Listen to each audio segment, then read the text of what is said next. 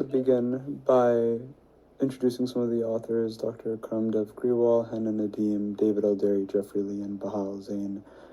This was a quality improvement project titled the Modified CIWA Protocol, which was conducted out at the Detroit Medical Center Huron Valley Sinai Hospital site. So, to start us off, alcohol use disorder is a global health concern. We've all seen plenty of cases of alcohol withdrawal as we come across our careers. And we're all familiar with something called the CIWA. The CIWA is the Clinical Institute Withdrawal Assessment Alcohol Revised. It's a measurement tool that's used during inpatient management that objectives the severity and identifies the degree of alcohol withdrawal. It allows for a symptom-triggered approach to therapy. It does this by having points given for symptoms such as nausea and vomiting, tremors, sweats, anxiety, agitations, and auditory and visual hallucinations. Based on a patient's CIWA score, an amount of benzodiazepine is indicated and can be administered to treat the psychomotor symptoms of alcohol withdrawal. Benzodiazepines in general have been shown to be first-line therapy in the management of alcohol withdrawal therapy. However, phenobarbital has recently come back into favor due to its long-acting CNS depressant effects and its favorable safety profile.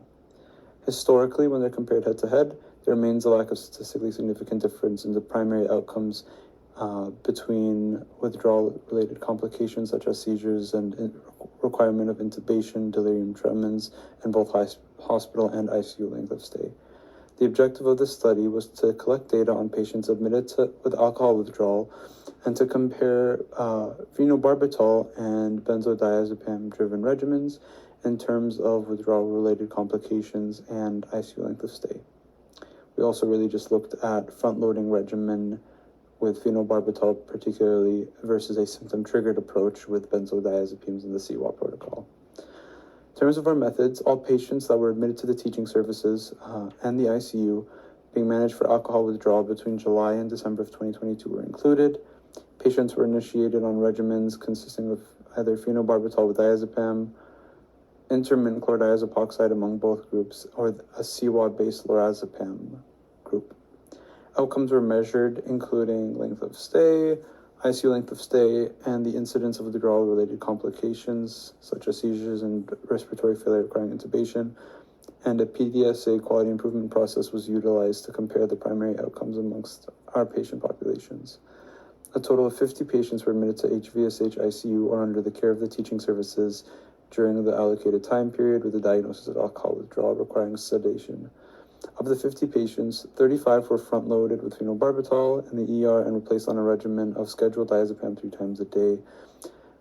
The other 15 patients in this group were initiated on a symptom-triggered approach via the CIWA protocol, driven around symptom-triggered doses of Ativan, 10 of which were with oral lorazepam and 5 of which with IV. Of the 15 patients who had received the phenobarbital and diazepam, 3 were managed in the ICU with an average ICU length of stay of 2.5 days and total hospital length of stay of 4 days. All patients in the phenobarbital diazepam group that required ICU management were subsequently intubated for respiratory failure, and doses of diazepam administered range between 2.5 milligrams to 10 milligrams 3 times a day at the discretion of the teaching attending. Loading doses in the phenobarbital group were between 130 milligrams in 14 of the 15 patients, where 1 actually received a dose of 260 milligrams. This dosing was administered at the discretion of the emergency physician. Albeit 2 patients originally from the front-loaded phenobarbital diazepam regimen were given lorazepam doses for breakthrough agitation by covering house staff not aware of the project or the studies. 15 patients received Ativan through a symptom-triggered approach using the CIWA protocol, 10 of which with oral lorazepam and 5 of which with IV. Of the 15 patients who were placed on CIWA protocol with lorazepam, 5 patients were later transferred to the ICU. Among those 5 patients, 3 were later intubated, and the average ICU length of stay was 4.5 days. The total length of stay for patients in the CIWA lorazepam group was approximately 7 days.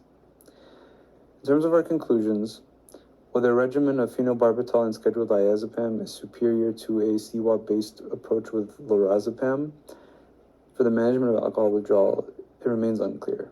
Our initial impression appears as though patients receiving lorazepam based on CIWA scoring are more likely to require ICU admission and prolonged lengths of stay.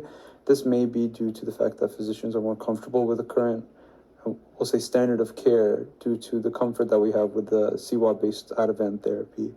It's tried and tested, and for that reason, physicians may choose not to stray away from it, particularly in their sicker patients that are already requiring a higher acuity of care. Possible explanation for prolonged ICU length of stay in the hospital may be due in part to CIWA triggers being largely subjective. Patients are put at an increased risk of dosages of respiratory depressant benzodiazepine therapy that may not be indicated for the severity degree of their withdrawal. Another possible conclusion is that physicians are more reluctant to schedule benzodiazepines.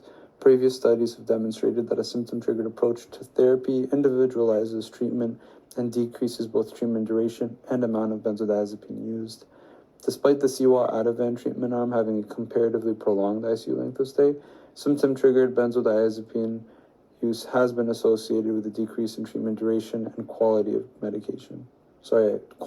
medication.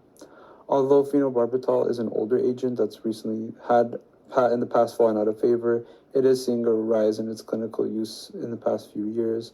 Likely it's due to this established superiority among patients who are at greater risk of experiencing dangerous complications should they withdraw. This includes patients with a previous history of alcohol withdrawal with complications such as seizures and intubation. Now, it remains unclear if phenobarbital front-loading with scheduled diazepam overall reduces the risk of withdrawal-related complications when compared to CIWA-based Ativan. However, this study does highlight its safety and its efficacy, along with the need for further research. Future studies concerning this topic should assess the risk of recurrent withdrawal in patients receiving phenobarbital compared to standard lorazepam with CIWA, as well as the outcomes amongst patients with previous history of withdrawal seizures and withdrawals requiring a need for intubation. Thank you so much for listening.